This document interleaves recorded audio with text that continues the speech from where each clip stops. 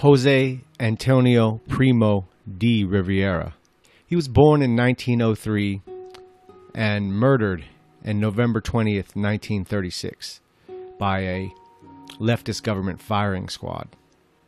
Jose Antonio was the founder and creator of the Falange, which was a Spanish fascist organization during the 1930s.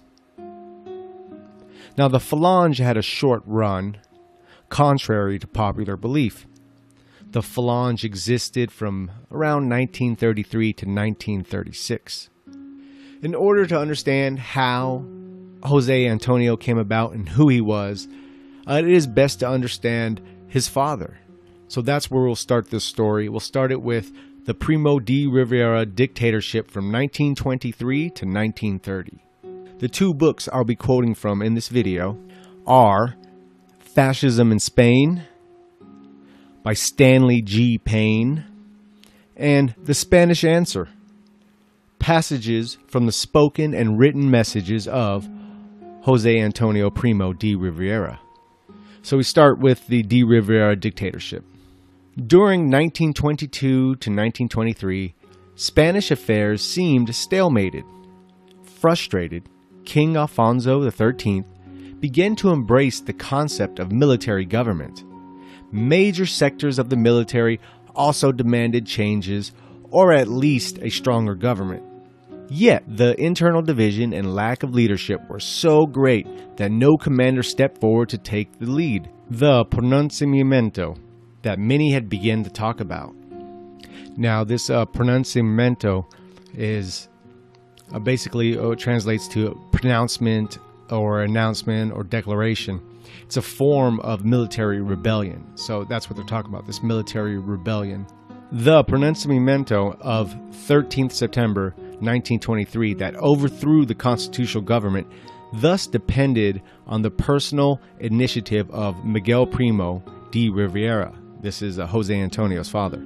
Captain General of Barcelona, descended from a illustrious military family with roots in the region of Jerez de la Frontera.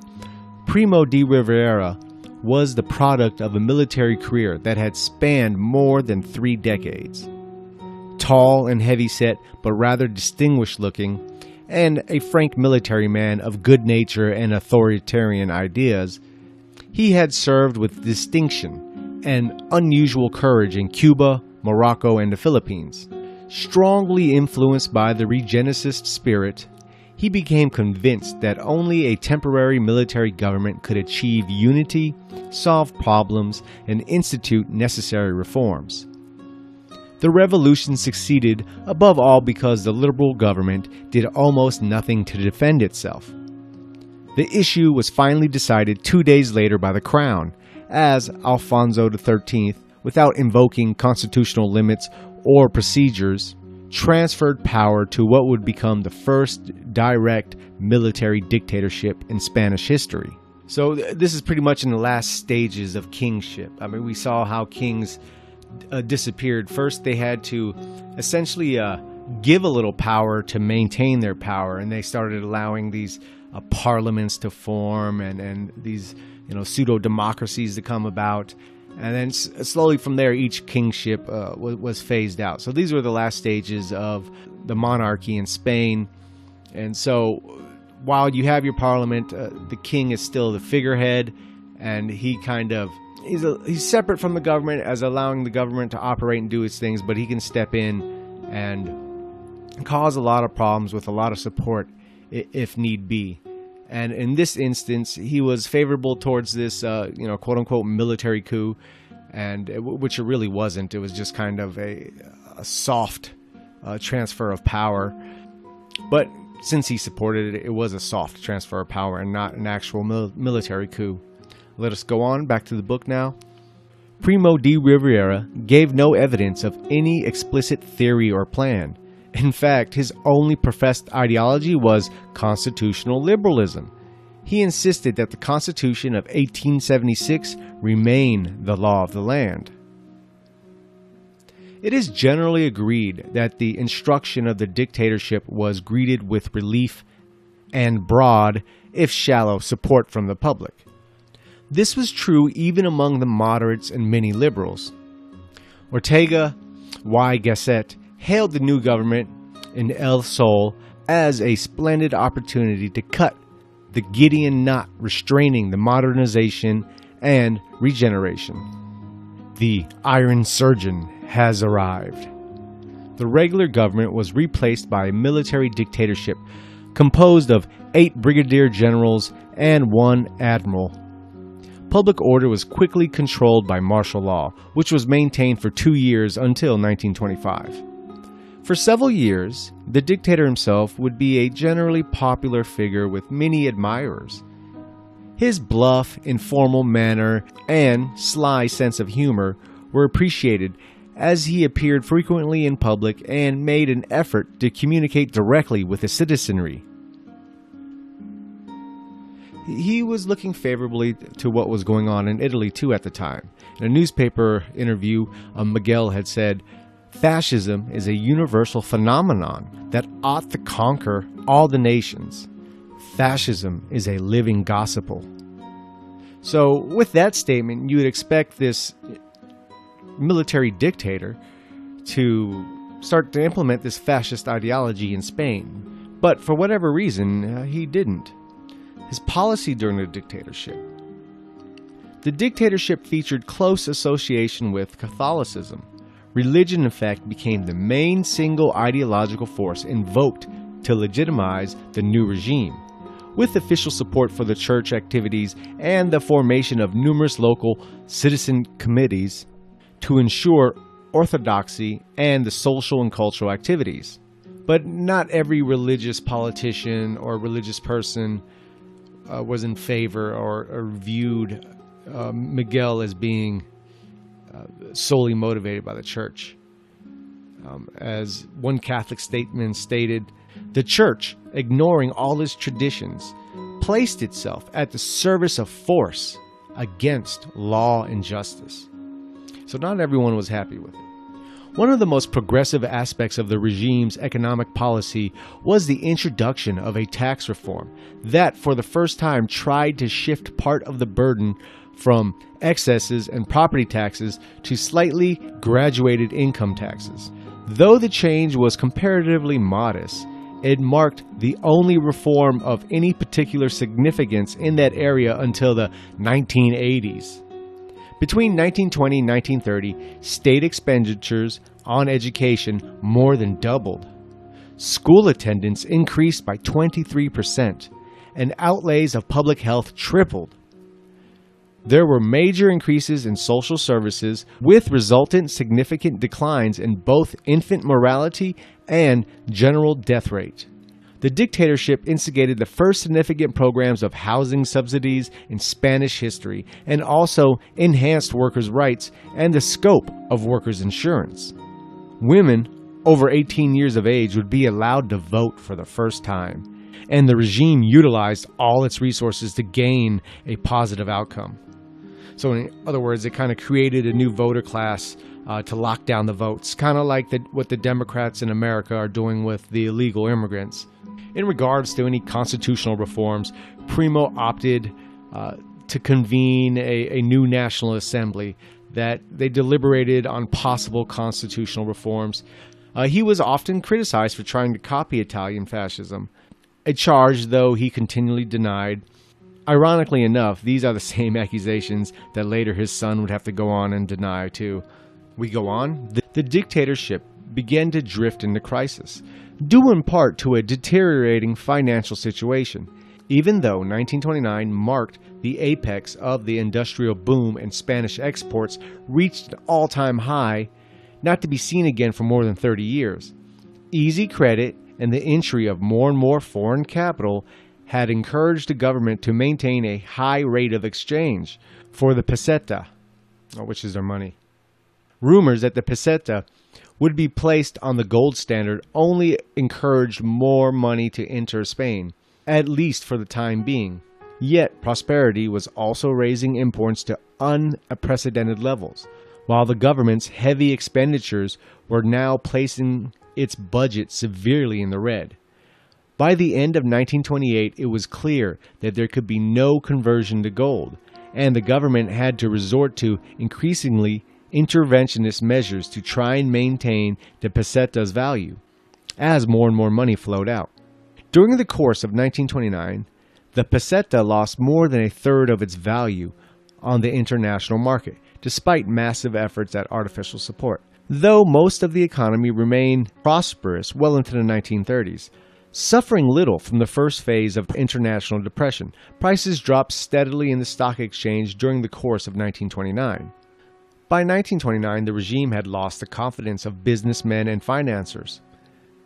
There was growing rebellion over the dictatorship's interventionism and statist policies, which were now declared to be holding the economy back, and some Spanish producers even challenged a high tariff policy, demanding lower prices and more support for exports. The most overt opposition during 1929 came from the intelligentsia and the university students. University students became a political factor for the first time, partly because their number had more than doubled under the dictatorship, from fewer than 19,000 in 1922 to more than 42,000 in 1929. Primo De Rivera's eventual downfall, as the Italian organ Critica Fascista rightly pointed out, owed much to the fact that this was essentially a movement of the quinquagentarians, devoid of any meaningful support either on the campuses or among the youth in general. So you can equate this to the modern-day Republican Party. Like, most of its supporters are over 50. They haven't done much to win the youth. So same with Miguel Primo de Rivera. Here he is. He's doing all these policies, and their economic troubles were not that bad. We're not that bad. But when you look at, you have leftist professors, and now you have a lot more students. Thanks to your policies, there's a lot more students now, but you're not doing anything to win these students over. You haven't done anything, because he essentially didn't make any big moves in office. And it was actually a joke about once he was gone. He's like, what, they're like the first dictator where there was no bloodshed, meaning that might sound like a good thing, but it's not, because it means you made no serious moves that you had to fight for anything to improve the country. They, like it was said, he agreed with the Constitution, essentially, that was in place before he even came to power. So they made no effort to win over the youth, and so the leftist professors, they have more youth to work with now, ended up, as they do today in America, converted the youth to this more leftist and anti-state ideology or anti-nation ideology. And this, eventually was one of the reasons towards his downfall. Was most of his support was just old conservative, super religious types. We go on. By 1930, a military conspiracy was underway, possibly encouraged by the crown itself. The dictator had lost the personal popularity of the earlier years and was now 60 years of age, suffering severely from diabetes with greatly diminished energy. All the backing from the army gone, Don Alfonso was able to obtain his resignation on the 30th of January 1930. The dictatorship ended in a complete failure due to its inability to legitimize itself or create any political alternative. His labor minister, Anios, even suggested that the dictatorship had failed because Primo had never fully escaped the mental boundaries of liberalism. He would go on to die in Paris in March 1930. As stated in the book, he died of disease and disappointment.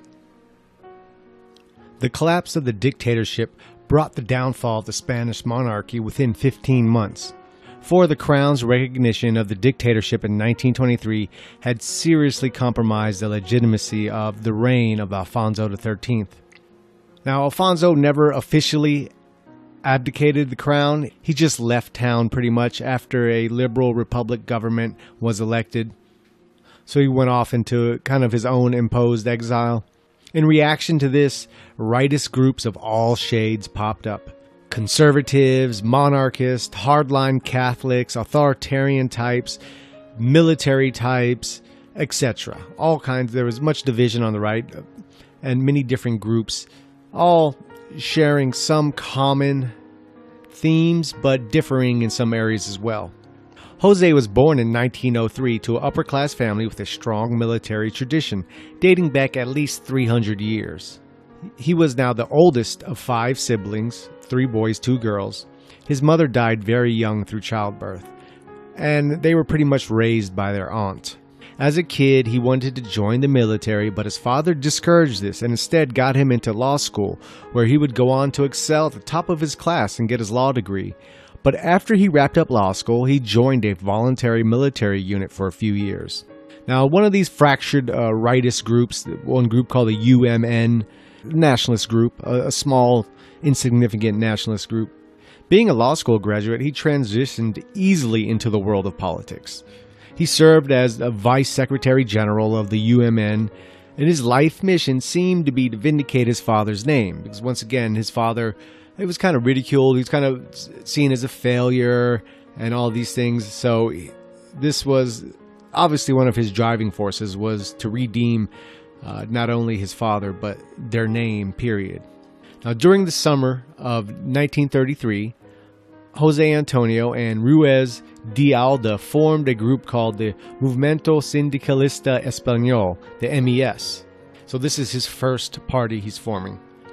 Now, about the party, MES, he says, "Before everything and above all ideology, fascism is the resolute will to create a virile, harmonious, and totalitarian state. Our party is the authentically Spanish form of what has become a normal crusade in the great countries to redeem Europe, to redeem the fatherlands of Europe from the spiritual degradation and material ruin in which they have been sunk by the poisonous, anti-national left and the cowardly, obtuse, egotistical right."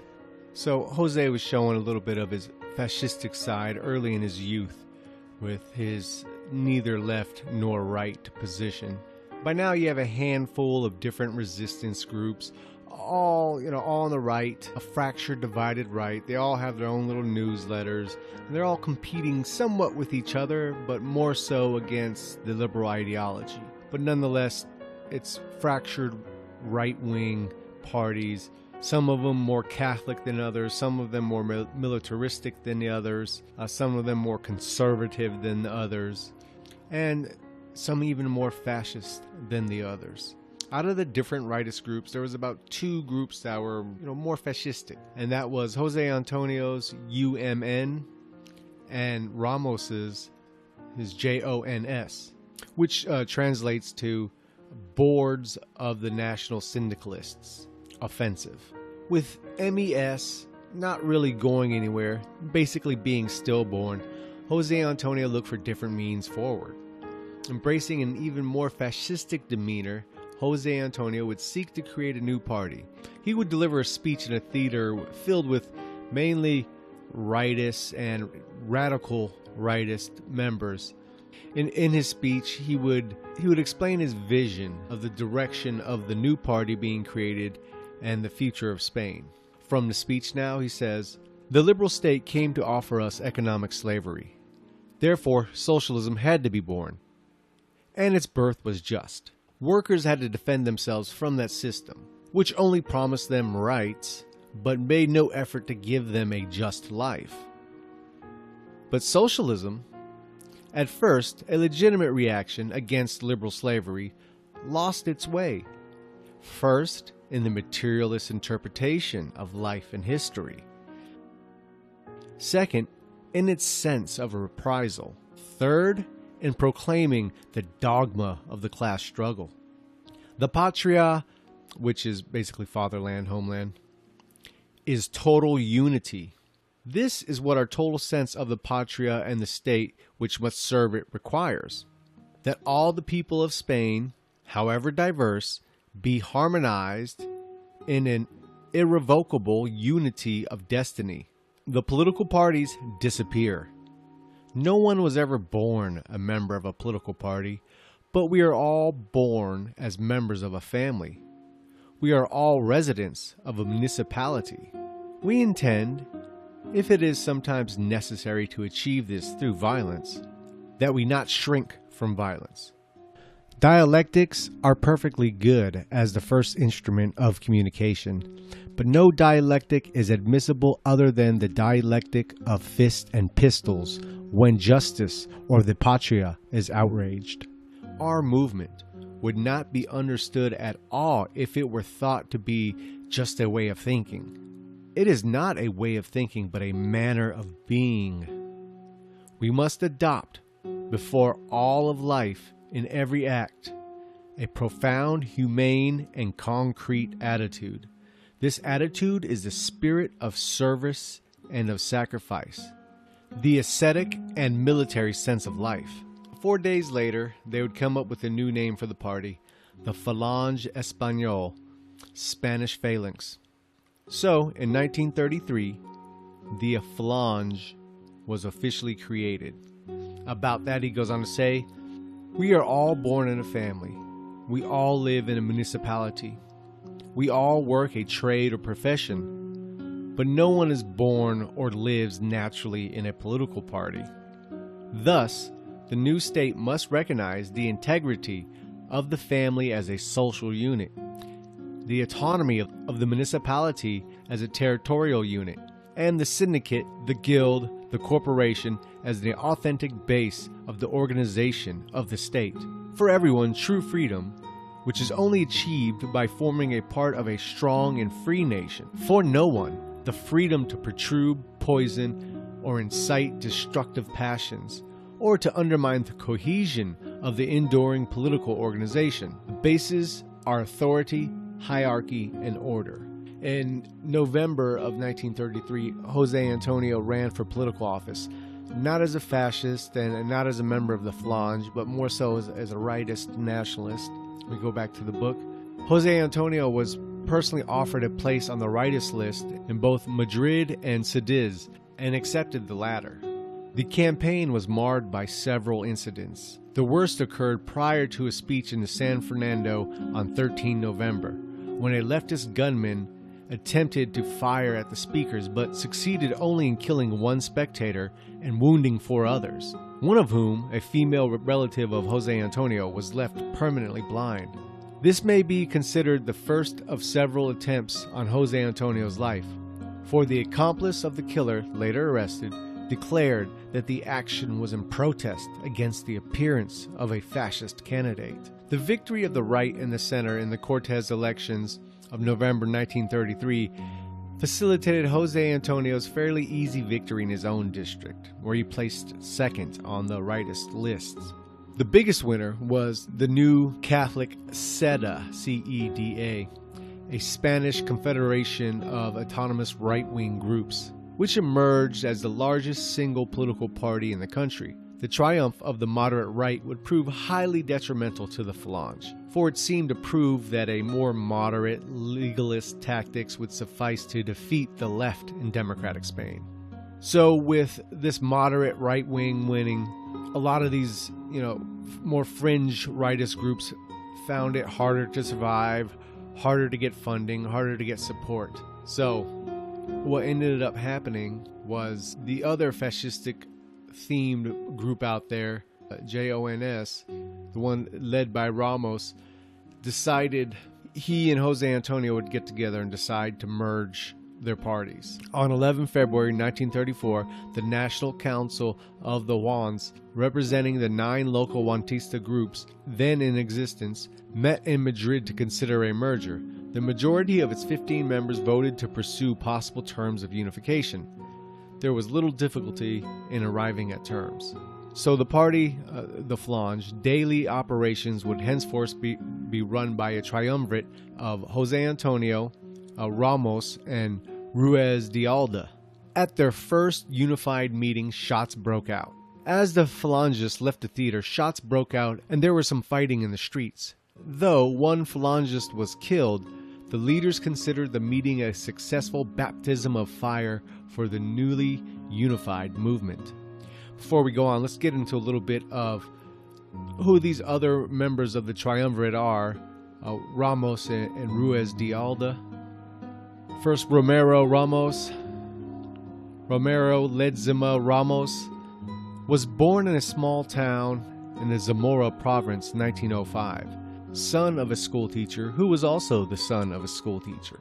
So 2 generations of schoolteacher there. Unable to afford an elite higher education, he completed secondary school by examination in Salmonica at the age of 16.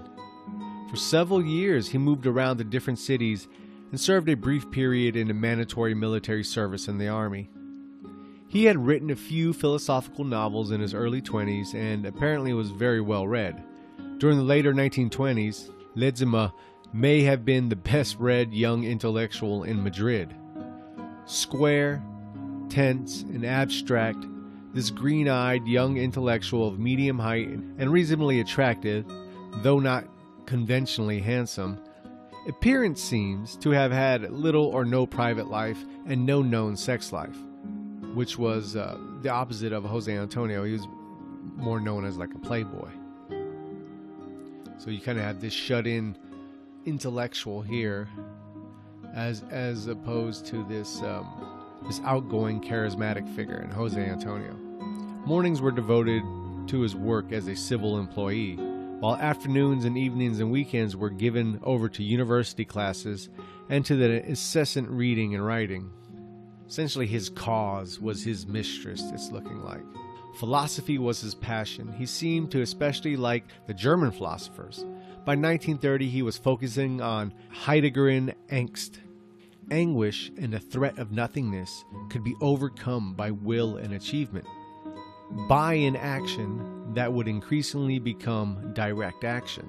It was around 1930 where Ramos dropped his more traditional beliefs of reviving the past of Spain and began to believe in something of a popular modern revolution of unity, authority, and central leadership, with a revolutionary economic program to reintegrate the masses and the readiness to affirm willpower, violence, and the conquest of a new place in the world. What Spain needed was something like fascism. He made the decision to abandon scholarship and philosophy for political activism and to save Spain. So that's Ramos, seemingly very intelligent and passionate guy who dedicated his life to his political ideology. And now we have Julio Ruiz de Alda, the next member of the triumvirate. He was a former military artillery officer and aviation hero, co-pilot of the famous transatlantic flight led by Ramon Franco from Spain to Argentina in 1926. For the Spanish-speaking world, this exploit was the South Atlantic equivalent of Charles Lindbergh's epic journey.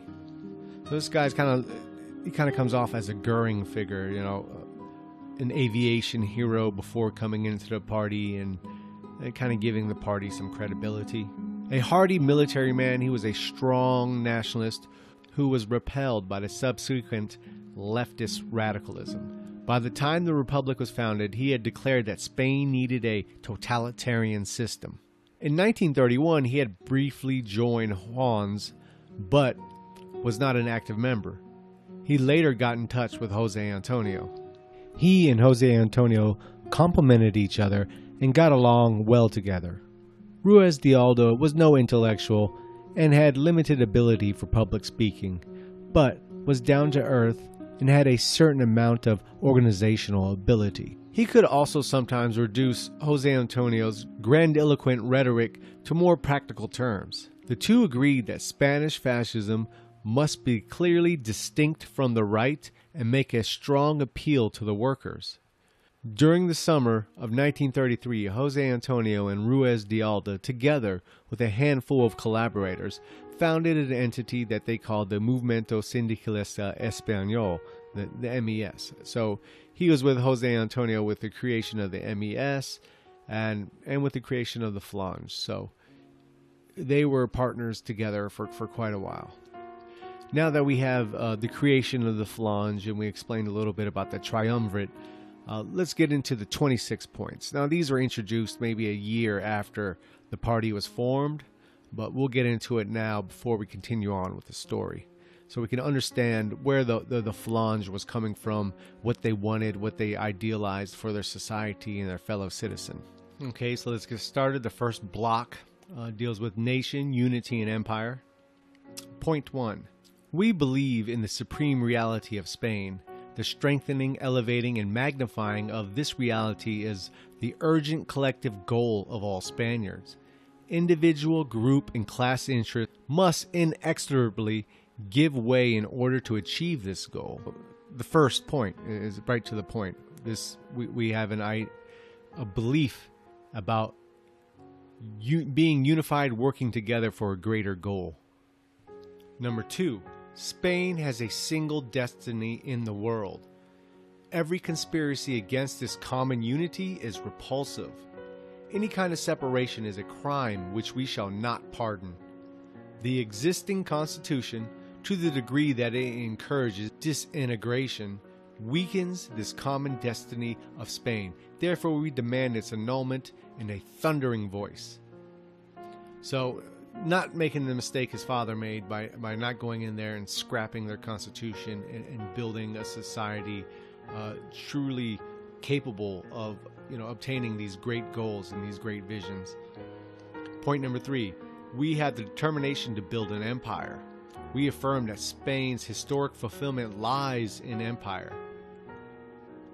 We claim for Spain a preeminent position in Europe. We can tolerate neither international isolation nor foreign interference. As regards the countries of Hispanic America, we favor the unification of their culture.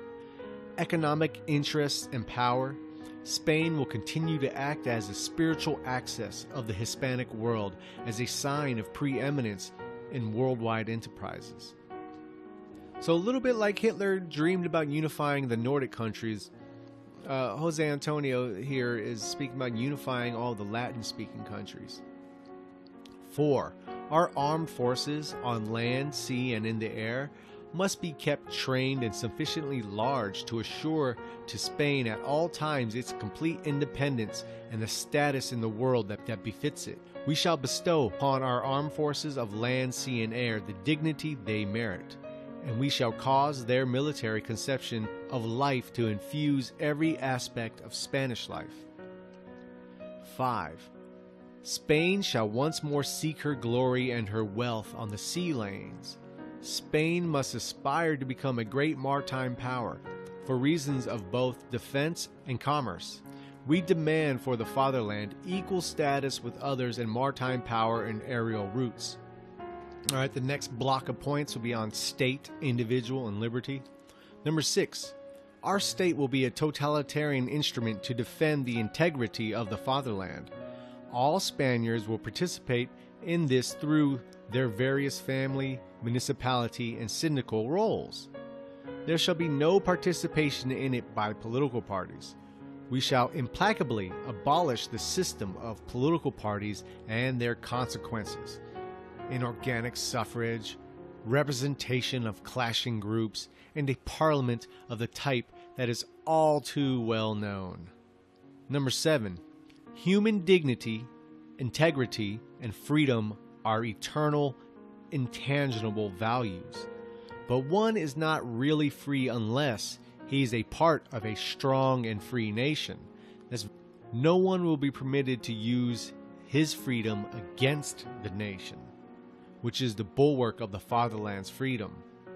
Rigorous discipline will prevent any attempt to envenom and disunite the Spanish people or to incite them against the destiny of the fatherland. Number 8, the nationalist syndicalist state will permit all kinds of private initiative that are compatible with the collective interest. True fascist principle there. And it will also protect and encourage the profitable ones. So, free market with regulation. Free market with oversight. The most logical way. All right, the next block of points on economy, labor, and class struggle. Number 9. Our conception of Spain in the economic realm is that of a gigantic syndicate of producers.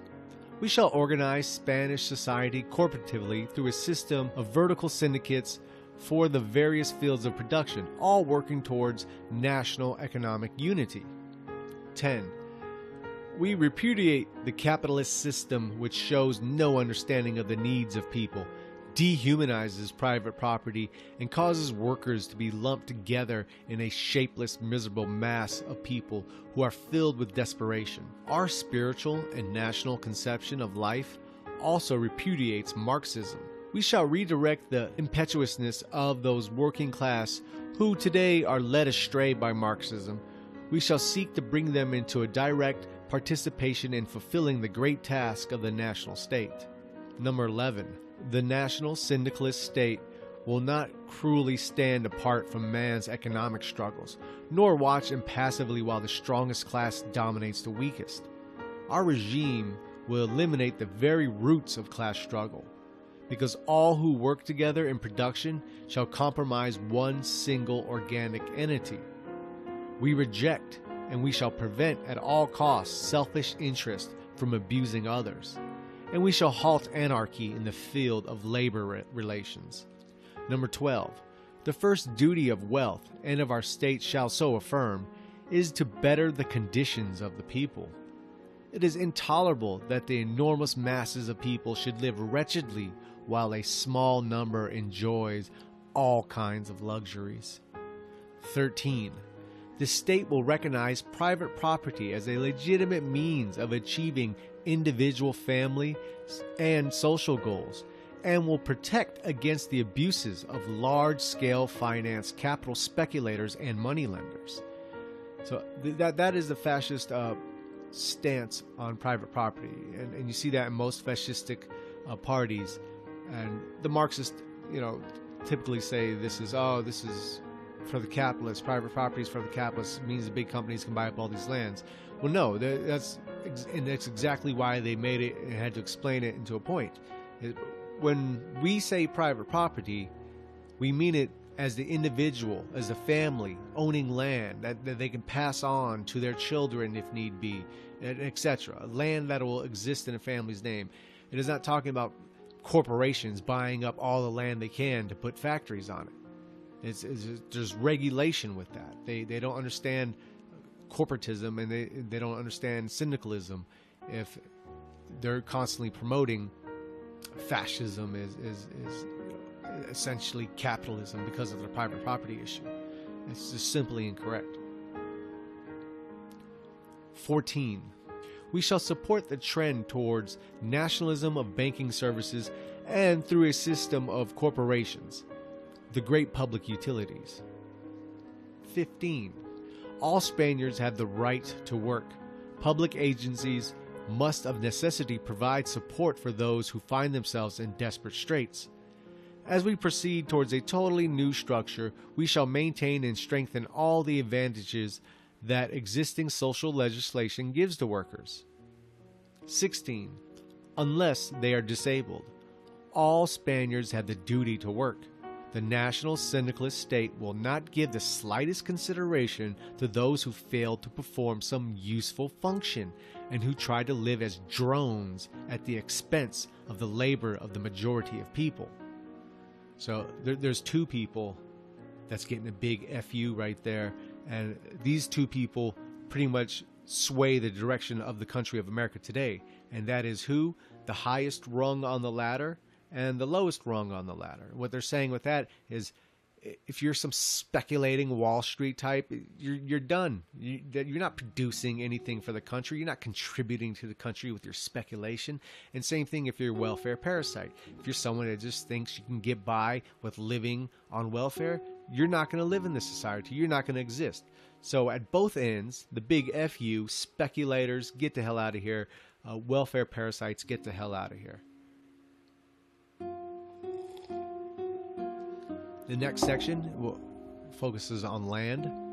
17. We must, at all costs, raise the standard of living in the countryside, which is Spain's permanent source of food. To this end, we demand agreement that will bring the accumulation without any further delay of economic and social reforms of the agricultural sector. 18.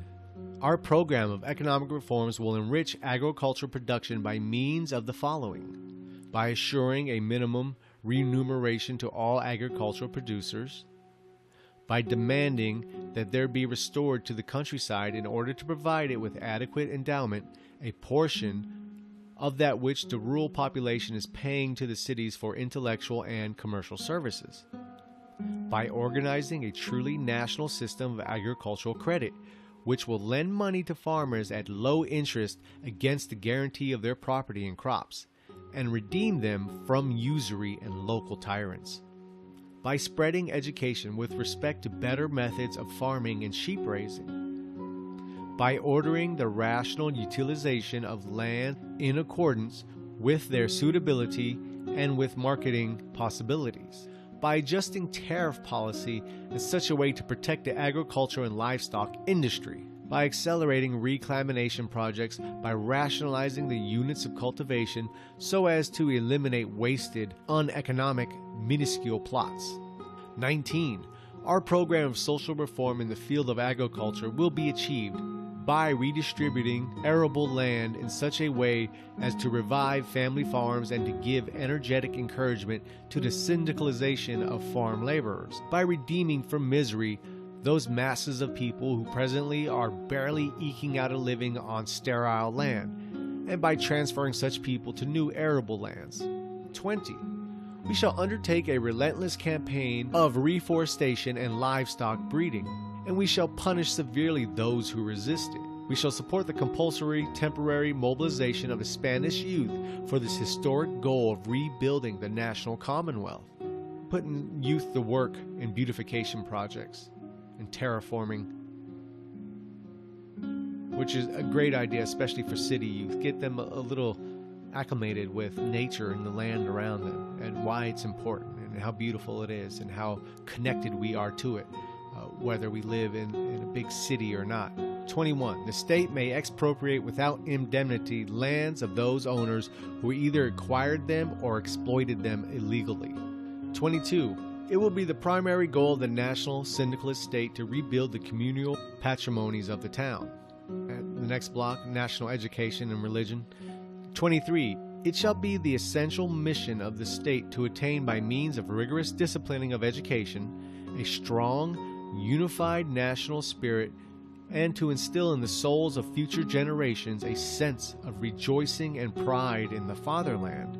All men shall receive pre-military training to prepare them for the honor of being enlisted in the national and popular army of Spain. So also kind of a common theme we see with the land beautification and terraforming, putting the youth to that. Like maybe they do a year or 6 months of that, and then mandatory minimal military training for everyone. And so that people that don't even go into the military or choose not to have some training and have some understanding of it. Because, in case need be, if they ever need to be called up in a total war situation, they won't be completely wet behind the ears as far as military training goes. And also, it's good training for the self, physical, mental, discipline. 24. Cultural life shall be organized so that no talent will be undeveloped because of insufficient economic means. All who merit it shall be assured ready access to higher education. Once again, another fascistic theme that you can see is pretty much universal amongst fascist parties is nationalized education. Merit decides, not money, on the position you should hold and the education you get. 25. Our movement incorporates the Catholic meaning of glorious tradition and especially in Spain, a national reconstruction. The church and the state will coordinate their respective powers so as to permit it no interference or activity that may impair the dignity of the state or the national integrity. Essentially what they're saying is separation of church and state. And the last point, the Phalange Espagnole demands as a new order, as set forth in the foregoing principles, in the face of the resistance from the present order, it calls for a revolution to implant this new order. Its method of procedure will be direct, bold, and combative. Life signifies the art and science of warfare, and must be lived with a spirit that is purified by service and sacrifice. Okay, now that we got the 26 points out the way, and also who the members of this triumvirate were, get a better understanding what the Phalange was about and who was running it. Let's get back to the story at hand here. Now, as with their first meeting, as violence broke out after that, Violence seemed to be a theme that went on all throughout the Phalange's early life, and contrary to popular belief, it wasn't the Phalange inciting a lot of this violence. It was the left attacking the Phalange. And in fact, the topic of violence would be essentially why the triumvirate would separate in the end. The left had already drawn first blood when a Yantista government employee was stabbed to death by a socialist at a socialist meeting. And this had not been a planned kill so much as a crime of political passion.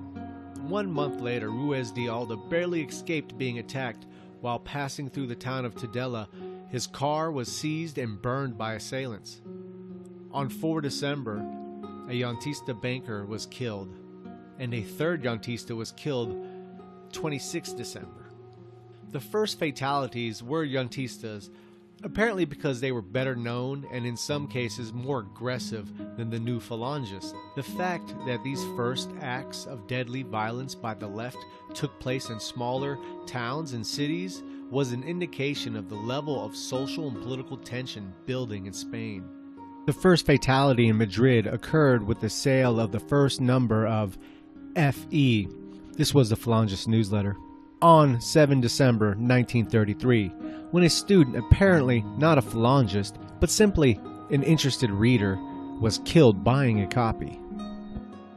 And the Phalangist university unit, its student unit, was called the SEU, which translates to the Spanish University Union. Political opponents put so much pressure on kiosk dealers that the FE was virtually barred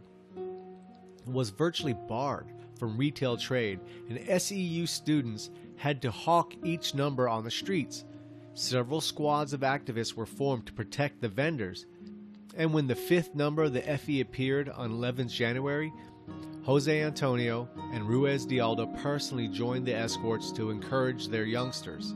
Several major brawls erupted, and later in the day, a 22-year-old student, not a member of the SEU but apparently a sympathizer, was shot and killed after buying a copy. So this is the second young person murdered from buying a copy of this newsletter. And this is one of the misconceptions of fascism, and one of the contradictions of it is its opponents will admit it's reactionary, but then they'll try to portray them as the instigator of violence. No, fascist violence is also reactionary. And you're already seeing a good case of it in Spain. You're seeing Yantista members murdered and university students buying newsletters murdered for buying these newsletters because they might convince them to be fascists. As a sympathizer of the Phalange, he, the university student killed, was treated as the first fallen member of the new party. Phalangists attended his funeral and for the first time chanted the ritual Presente, borrowed from the Italian fascism, which would be a permanent feature of ceremonies for the Phalangist dead. Now, despite sometimes using the rhetoric like the dialectic of fist and pistols, Jose Antonio did not beat the drums of violence, he often caught criticism for this. He seemed to be fine with fist fighting in the streets and did not seem to be a fan of deadly violence or deadly force, and he had hoped, maybe somewhat naively, that much deadly force would not be necessary to bring forth a fascist Spain. Sadly, this seems to be one of his greatest misjudgments, as it was not only would this go on, this dispute, especially with Ramos on the topic of violence, would go on to split their triumvirate. It would, essentially later go to cost Jose Antonio his own life by not taking the more aggressive, violent action. And what was really the complaint, and he was getting it from his own people too, was that after each of these violent episodes where Phalange members were dying, Jose Antonio they wanted him to put the rhetoric and the speeches out there of bold action and violence back to the left. Now eventually the Phalange started fighting back, and there was killing on both sides going down after that. But even while that was going on, he wasn't beating the drum of violence, which is what was driving Ramos crazy, because he was thinking, we need to, beat the drum of violence. There'll be a lot more of them dying and a lot less of us dying if you just beat the drums of violence in speeches and in rhetoric, and you fire people up. And he wouldn't take that. He didn't want to take that position. While he mentioned, he had tough talk, but he wouldn't go as far as to incite it and encourage it. Now, despite his dislike of and his ideal of deadly violence, deadly political violence would continue throughout the whole short life of the Phalange. We go back to the book. Matis Montero Rodriguez, a medical student who was one of the principal founders of the SEU, was shot 5 times and killed while returning home from selling copies of the FE, only 20 years of age. So far as it's known, Montero was the first Phalangist to die in a planned assassination. Later, under Franco, the anniversary of his murder would become an annual SEU Day of commemoration. This succession of unavenged attacks caused certain commenters to suggest FE should stand for Funeral Español, a Spanish funeral. Other critics were publishing in their newsletters things like, such a fascism is no more than literature, presenting no risk of adversaries. Or, a purely theoretical fascism without violence as a tactic may be whatever it pleases, but it's not fascism. So after this ridicule, and after the numerous accounts of unanswered violence, the Phalangist leadership in Madrid began to organize more seriously now for violence. They created a more militant wing used mainly for reactionary violence. They dubbed it the Phalanx of Blood. But even as this creation of this fascist shock troop was going on, fascists were still getting killed in the street. After a 15-year-old Phalangist was murdered, the local government decided to prohibit Phalangist activities in a number of provinces, and the party's center in Seville was closed altogether. So even though this is your right-wing or conservative/moderate government, it's the same for America today too, with the right-leaning cucks in government. Even though it's Phalange members being killed, because they're inciting the left, they have to shut down the Phalange. Instead of doing their job as a government and protecting their citizens from being politically assassinated, instead of doing that, they shut down the victim essentially. Essentially, they're like, hey, lefties, calm down. We can do what you're trying to achieve legally. We'll just suppress them and shut them down for you, so you don't have to kill them and cause violence.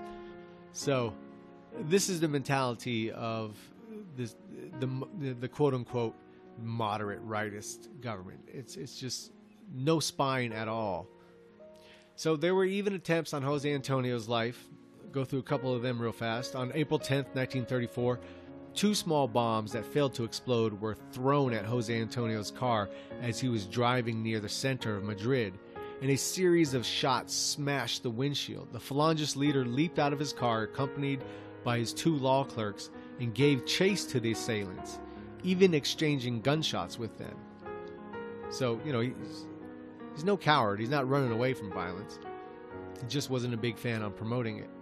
2 months later, in June, a second bomb was hurled against his car outside the Model prison, where he had attended a judicial hearing involving a detained Phalangist. Yet a third attempt took place subsequently, a late-night attack after a party. On that occasion, confused assailants fired by mistake at the car of noted physician Dr. Luge, who had left the gathering just ahead of Jose Antonio. So, as they create their Phalanx of Blood, their shock troops, the head was Juan Antonio Ansalando, who he was a pilot and won medals for aerial combat in Morocco. So, another aviation military star. An 18-year-old Phalangist, Juan Sular, son of a police inspector, was killed and his corpse was subsequently mutilated, his head apparently crushed with rocks. One of the Asando squads was quick to respond. Later that evening, as a bus transporting young socialist excursionists unloaded some of them in Madrid, a car full of Falangist pistoleros, personally led by Ansalando, was waiting. It slowly passed the young people on the sidewalk, spraying them with bullets. A 20-year-old shop clerk, Juanita Rico, was killed. The Falangists claimed she had been involved in desiccating the corpse. Her 21-year-old brother was left permanently disabled and several others wounded. 4 days earlier, a Falangist smallholder had been killed during a farm workers' strike. Though numerous leftists had been injured by Falangists in the streets, in the street affrays and university assaults, Rico was the first leftist fatality at their hands. For years, she would be commemorated as the first victim of fascism in Spain. So if you're keeping score, up until now, it's about 15 or 16 fascists killed to 1 socialist being killed. So up until this period of time, it was purely one-sided. In the summer of 1934, the centrist government struggled with some desperation to maintain Republican legality in the face of a constitutional challenge in Barcelona and the threatened socialist insurrection, which would finally occur in October. It was not disposed to accept a further challenge from fascists. On the 10th of July, assault guards raided the Falangist center in Madrid, arresting 67 members of the party, including José Antonio and the Marqués de la El Cieda, its 2 Cortes deputies, and seizing a variety of weapons and explosives. The 2 deputies soon had to be released because of their parliamentary immunity. By mid-July, the government had ordered the closing of all Falangist centers throughout the country and prohibited all Falangist publications and public meetings. So that immunity, he got off because he had parliamentary immunity, and that becomes very important in his life, especially at his death, as the leftist government at the time prevented him from running again and getting his parliamentary immunity, which would have kept him out of prison and kept him alive. So his party is getting shut down, membership's not picking up, and among membership they're divided over the issue of violence. And once again, the centrist government, they're shut down the fascists, right? Because that's what made sense.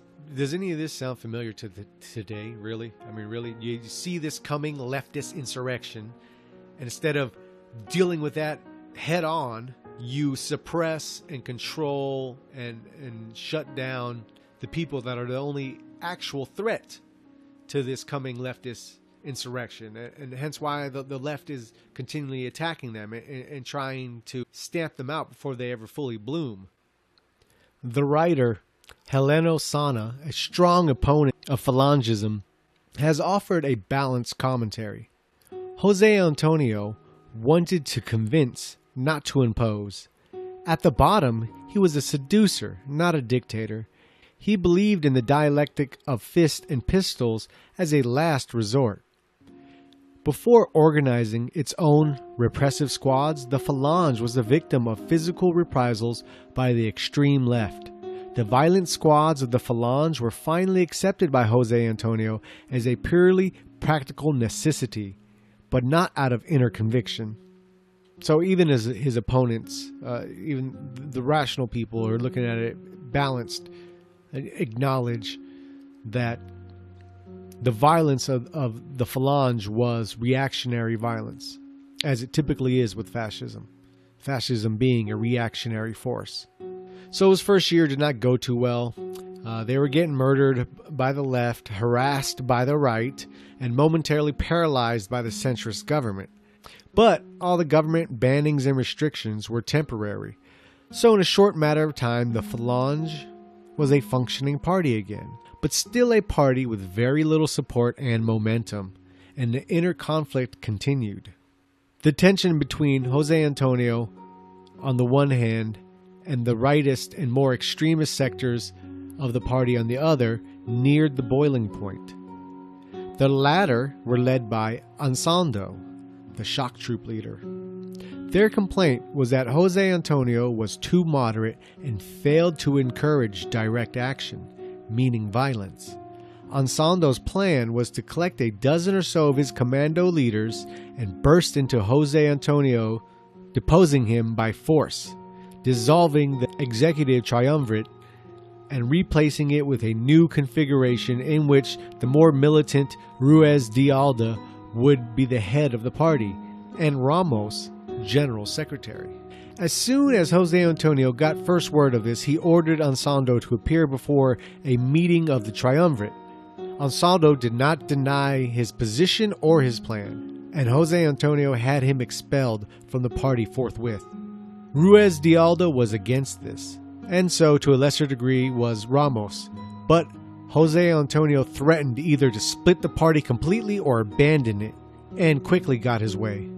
On 29 August, the sculptor Joaquin del Grado, a member of the Communist Party Central Committee, was killed in a street clash with Phalangists. 2 weeks later, the local leader of the Phalange in San Sebastian was slain, and in revenge, Phalangist gunmen struck down the vacationing Manuel Andres Casas, a former national police. Both Ramos and Ruiz de Alda continued to press for a policy that was more aggressive and, they hoped, more demagogic and revolutionary. Ramos was well aware of Ruiz de Alda's annoyance at the expulsion of his old friend Ansaldo, and therefore suggested that the time had come to get rid of Jose Antonio, or at least force him to take a back seat, thus freeing the Phalange from the restraint of his rather liberal temperament. Ruiz de Alda was tempted but hesitated to break from Jose Antonio, simply in order to build a partnership with the tough-minded Ramos. Soon after this, the triumvirate would dissolve. Unfortunately, like the first triumvirate and the second triumvirate of Rome, the triumvirate of the Phalange would also fall apart. Thankfully, unlike the first and second triumvirate, civil war would not break out between the members of the triumvirate. They would just go their own way. So it would devolve, and thanks to the supporters of Jose Antonio, Jose Antonio would become the effective leader of the Phalange. Ramos would leave the party, and encouraging the rebirth of his former group. 2 years later, in 1936, Ramos would be imprisoned by the Popular Front government, the leftist government, and at the outbreak of the Civil War, he'd be murdered by a firing squad. In fact, the same fate would befall Ruiz de Alda as well, as he too was murdered by a government firing squad in 1936. And, just to top it all off, all three members of the triumvirate would be shot to death in 1936 by leftist government firing squads. So this essentially was the death of the Phalange. Sure, it existed long after 1936, but mainly as a Frankenstein creation, with Dr. Franco creating it, using the symbols and the catchphrases and the sacrifices of the Phalange as a vehicle for him to gain trust and power and unity in the different fractioning sides of the right. The Falange was in trouble. Jose Antonio had been killed in a Republican jail. All other potential candidates were in prison or dead, and the organization was riven with ideological and personal schism. On April 17, 1937, a former mechanic, Manuel Edia, was confirmed as leader. He had no formal education, was unimaginative and ineffective. He was easy meat for Franco. 2 days after his election, Franco, as head of state, declared the Falange and the Carlists would be unified in one national movement under his own direction. When Edia challenged Franco's authority, he was sentenced to death, although this sentence was commuted to life imprisonment. By bringing the red-berried Carlist and the blue-shirty Falange movement under his direct leadership, Franco assured the triumph of his personal brand of authoritarian conservatism and the unity of his supporters. The man who claimed to support the restoration of the monarchy had made himself a dictator. True supporters of the king, like Eugenio Vegas Latapie, were outraged. Pues el nuevo Estado que había creado Franco, It seemed as if the new state created by Franco wasn't so much a state as a dictatorship run exclusively by him. Don Pedro Sainz Rodriguez says with some accuracy that the difference between laws and decrees in Franco's regime was that Franco pulled decrees out of one pocket and laws from the other. Everything was the exclusive wish of the Generalissimo. Franco's regime was a conservative dictatorship, but it was cloaked in symbols and ritual of fascism. In the European economic depression of the 30s, fascism could be seen, and was seen, by many as an up-to-date alternative to the politics of class struggle. To unite a nation, even forcibly, in one supposed common interest, was a superficially attractive doctrine. At least it provided Franco, the reactionary soldier, with a facade of modern political ideology. Franco saw his task as blending the conflicting elements of the new Spain while maintaining the traditional values of the old. The charismatic fascist leader José Antonio Primo de Rivera was gone, shot in a Republican jail. Franco assumed his mantle. One could say Franco misrepresented José Antonio. He emphasized the inoffensive side, at least what was inoffensive to conservative people, and he silenced and buried anything that threatened them. José Antonio had argued for the revolutionary upheaval of Spain's old order, but now he was dead. His name was carved in the stonework of Burgos Cathedral. Every church in Spain carried this potent legend. Thus the Falange revolution became absorbed within the symbolism of Spain's deepest reaction, the church. And Franco presided.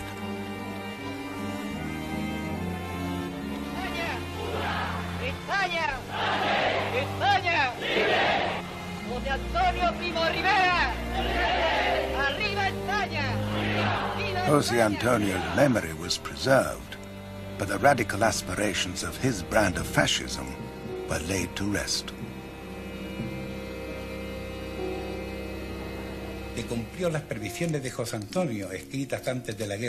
What José Antonio had predicted before the war came true.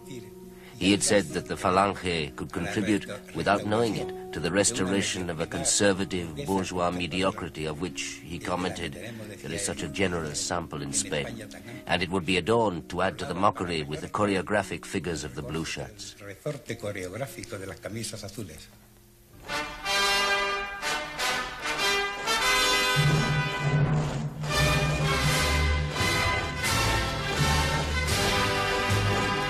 Se puso una careta de situación francamente fascista, como se decía entonces. The regime presented a mask which was basically fascist, but deep down this wasn't the case.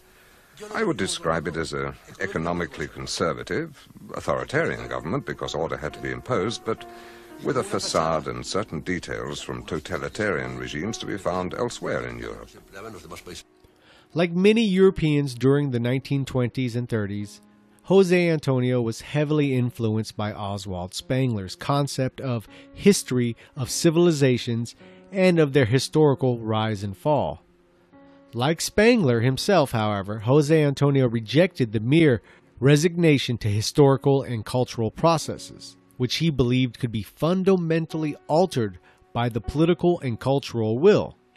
I think this is where you see a difference between traditionalists and fascists in that sense, where traditionalists seem to put more emphasis on the age itself, while the fascist, and like he's saying, José Antonio, influenced by Spengler, believe human will can change the era, the time, the age.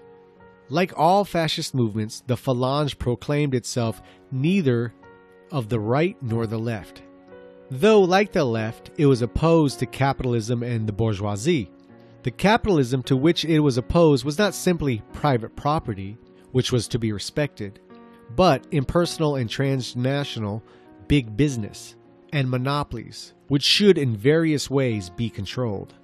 The bourgeoisie to which the movement was opposed were not ordinary owners of private property, but those who represented materialism, skepticism, and self-indulgence, and a style of life based on compromise and opposition to self-sacrifice. During its first full year, the Falangist organization had taken clear form. Members were divided between militants and adherents, the former being full, active members and the latter less involved but willing to participate in accessory activities such as distributing information. A tiny women's section had been started by Jose Antonio's younger sister, Pilar, and several of her friends in June 1934. Membership increased modestly during 1935, but remained insignificant compared with the major parties. It is thought that during their last year of actual existence in 1936, that they had around 10,000 members, and in a country with around 25 million at the time. The right-center coalition that governed Spain during 1935 sought to discourage extremism and kept the Falange on a short leash. Its publications, like those on the left extremist groups, were constantly censored and frequently fined. Entire editions were sometimes confiscated. Provincial centers might be closed after any outbursts of violence, sometimes in the case of very modern incidents. And authorization for meetings was sometimes withheld until the last minute, and occasionally denied altogether. And of course, through 1935, the violence continued. In a reoccurrent cycle of violence, Falangists killed the president of the Casa del Pueblo and two other socialists on 8 April 1935. 3 weeks later, on 29 April, a Falangist and an adversary was killed in a street battle. Later, on the 6th of November, two Falangists, a student and a mechanic, were killed in Seville while posting propaganda. Jose Antonio drew attention to this popular incident, claiming that it was only one in a series of attacks on the Falangists in that region, and that, in his words, the Falange is proud that not even once has it initiated an aggression. The Falange can say that not even once has an aggression been proven. We jump forward now to the 1936 election, and this was the election that would give the left the majority control of the government, which in turn later would kick off the Spanish Civil War, as the rightists and the military would rebel against the communists, the liberals, and the anarchists. The electoral outcome was a disaster for the Falange, which garnered only 44,000 votes in all Spain, or about 0.7 of the popular vote. So the party was still in its infancy, around for 3 years, getting 0.7% of the popular vote. Of course, a lot of the votes went towards the centrist right-wing government, which lost to the left in this election. But it puts things into perspective. Even with 44,000 votes, that's still 0.7% of the popular vote. After the election, a local chief Falangist in Seville wrote, "After the February elections, I had absolute faith in the triumph of the Falange, because we could now consider the right, our most difficult enemy, defeated and eliminated. Their failure provided us with a great advantage, as well as the inheritance of a greater part of their best youth." So the fascists are looking at the silver lining in the cloud, as the centrists and the moderates had failed, and they thought their way could contain the left just a few years earlier. But now the reality dawned on them. No, it couldn't. And so the Falangists wanted to take advantage of this to get the support, especially of the youth, saying, look, these moderates, it's not going to work. With the leftist government, the Popular Front, in power, the crackdown on the Falange not only continued but intensified. On February 26th, the newly rented Falangist Center was raided by police during a meeting. On the following day, the center was officially closed by the authorities on the charge of illicit possessions of firearms. The last number of Arriba, a fascist newsletter, appeared on March 5th. So they're raiding their meetings, they're shutting down their newspapers. Violence continued in the streets with the Falangists, as usual, not being the aggressor, but nevertheless, in a month's period, about 6 Falangists were murdered and about 2 communists. But what really got the government in an uproar was the assassination attempt by a Falange member on a prominent socialist leader and law professor. Shortly after the assassination attempt, the leftist government went into action arresting and detaining the Falangist leadership. On the night of the 13th, orders were given for the arrest of the national leaders of the Falange and the SEU. The arrest of Jose Antonio simply read, "Arrested as a fascist." The official justification for the arrest was that the party leaders had violated the order of February 27th that had closed the Falange Center because the official seal of the closure placed on the front door had been broken. Now, what kind of manipulative bullshit is that? So they put a seal on the door of their headquarters, and because that seal was broken, obviously the Phalangists had broken in there and violated the law, and Jose Antonio must be arrested for this. So this is the kind of kangaroo court shit that was going on when the left was looking to persecute their enemies. But even as Jose Antonio was incarcerated, the violence still continued. A leftist judge was shot to death on the streets. 3 days later, a first cousin of Jose Antonio was one of 6 people killed and 32 wounded in a running battle in the streets after another Falangist was killed by socialists. A special Falangist commando squad dragged the president and several other members from the local Casa del Pueblo and lynched them on a public street. By June 1st, the party's death toll since its founding had reached 70. So the couple years it's been around, already 70 of its members had been killed. The Civil War would break out when rightist and right-leaning generals would stage a coup against the government. By the time the Civil War began, approximately 2,000 party members were in prison, so that the maintenance of the party's administrative system became increasingly difficult. The state kept figuring ways to keep Jose Antonio in jail. First, they charged him with insults and lack of respect for authority, because he had made a joke about a guard while he was incarcerated. So this was a charge brought up against him, and as a reason to keep him in prison longer. Then they charged him with illegal association. Then when it looked like he was going to be released, because all these charges were very small in penalty and he just kept getting like 2-month sentence, 2-month sentence, 2-month sentence, they figured out another way to keep him in prison. We'll go back to the book. To prevent his imminent release, the authorities quickly introduced a new indictment, this time for illegal possession of firearms. 3 days earlier, the police had conducted a thorough search of Jose Antonio's home, allegedly finding 3 loaded pistols. As the object of 3 early assassination attempts, the Falangist chief had long possessed a license to own weapons. But on March 10th, the new government had abruptly canceled all existing permits, allowing a grace period of 15 days for their renewal. Just a way to get everyone on their rosters who has a gun. Jose Antonio had been arrested 4 days earlier and had little time to renew his permits. So, once again, just the slyness of manipulating the laws and the system. They give everyone 15 days to renew their guns. They arrest Jose Antonio 4 days into this 15-day period. And since he was in jail after the period passed, now they can charge him. Now his guns become illegal and they can charge him for them. The court heard the case on the 28th of May and sentenced Jose Antonio to another 5 months.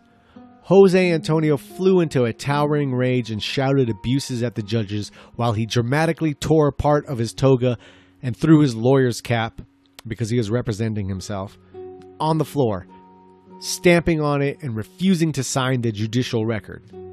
Yeah, so of course he's pissed because he's bringing that up. It's like, you arrest me 4 days into this 15-day period, and now you're going to charge me because my guns aren't registered? It's like, well, you arrested me on some stupid shit, and then make sure I stay in jail long enough, and then charge me with this. So, of course, he flew into a rage. When the court secretary observed a ruffian like his father, or words to that effect, Jose Antonio struck him on the head and threw him to the ground. The outburst then led to 2 further indictments, one for contempt of court and another for offense against authority. So now they're just piling up more charges on him. They got him. They got him in there, and they're not going to let him out. The government clearly had no intention of releasing Jose Antonio, for whom the lack of parliamentary immunity now constituted the gravest of handicaps. Now remember, years ago he had got caught, well, they had been busted in a room with guns, and he was able to get out of that because of his immunity.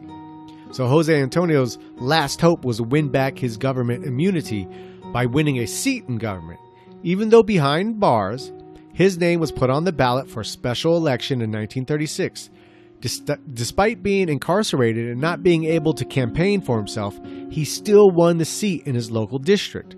The government then stepped in and simply said he is not valid to run for office and tossed out all of his votes. Primo De Rivera was deprived of a seat that he had won in popular votes after the governor announced that his votes simply would not be counted. So once again, if you don't break the law, they'll break the law to get you. And they just simply threw out all his votes because this would have saved him. This would have let him out of prison. That moment, he would have been saved. He would have lived beyond at least the moment he was killed. Jose Antonio's only hope for survival now was to be broken out of prison. But he did not hold much hope in the rightest generals. As he said, it is useless to count on the generals on active duty. They are chickens, and Franco is the biggest chicken of all. And I think Franco got that reputation because he kind of hesitated in the Civil War, and people looked at it as he was weighing his options. He was more of an opportunist. Franco was more of an opportunist than anything else. Opportunist, conservative, right-leaning, but opportunist. Not a fascist. People often confuse him for a fascist, but he was not a fascist at all. In fact, it'd be to his benefit that Jose Antonio died, which was another criticism of him, that he didn't send enough serious battalions to break him out of prison. Franco made some wise moves during the Civil War that's got him popularity. One time pinned down rightists in an abandoned building, and they were pinned by gunfire, and he rolled into town and saved them, and that became of legend. And things like this just helped promote his name. But he didn't get to Jose Antonio. Even though people did try, it was nothing, a mass number of people or enough people are serious enough to actually get into the prison and free Jose Antonio. So with the outbreak of civil war and at least 2,000 Falangists, either custody of the state within Popular Front controlled zones, many of them were murdered immediately. Jose Antonio would now go before the court for the last time, this time with his life in his hands of this crooked court. He was charged with military rebellion. Mind you, he's been in jail this whole time. As the Civil War breaks out, all this stuff, he was in jail, and he's charged with military rebellion now. The court then sentenced Jose Antonio to death and decreed life imprisonment for his brother. The execution took place within the Alicante prison early in the morning of 20th November. Jose Antonio was shot by a firing squad with 4 other political prisoners. There was no formal burial. The corpses were simply thrown into a common grave, to be followed by the cadavers of 10 other victims of political executions later that same day. His last words spoken in public were, I believe this was to a journalist, "You will see now that no ideological gulfs separate us. If we men knew one another, we should realize that these gulfs we think we see are nothing but little valleys." And this is his realization that all this division, all this fighting we're doing, could be said the same for today. All this division, we think there's this wide variety of things that separate us, when it's really not. It's really these little things that all can be worked out. Thus would mark the official death of the Phalange. All 3 members of the original triumvirate murdered in the same year ended the short life of the Phalange from 1933 to 1936. So thus is the life of Jose Antonio Primo De Rivera and the Phalange. He was a poetic and romantic man who gave speeches that touched on the passions and the ideals of a greater tomorrow and a greater future for Spain. He truly sought after unity, even much to his own detriment. He truly wanted to avoid killing his own brothers, his own fellow citizens, his own fellow Spaniards over political ideology. He detested that they even had this big disagreement amongst each other, amongst these stupid political parties, when he thought what mattered was the patria, was the nation, was the people, and that unity could be reached through common understanding and the common good.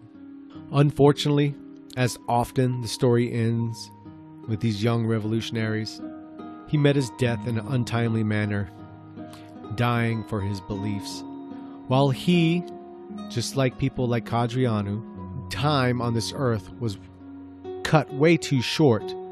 His memory, and the memory of people like him, live on forever because of their dedication, their sacrifice, and their martyrdom. Suggested readings for this video, once again, the Spanish Answer, passages from the spoken and written message of Jose Antonio Primo de Rivera, and Fascism in Spain, 1923 to 1977, by Stanley G. Payne.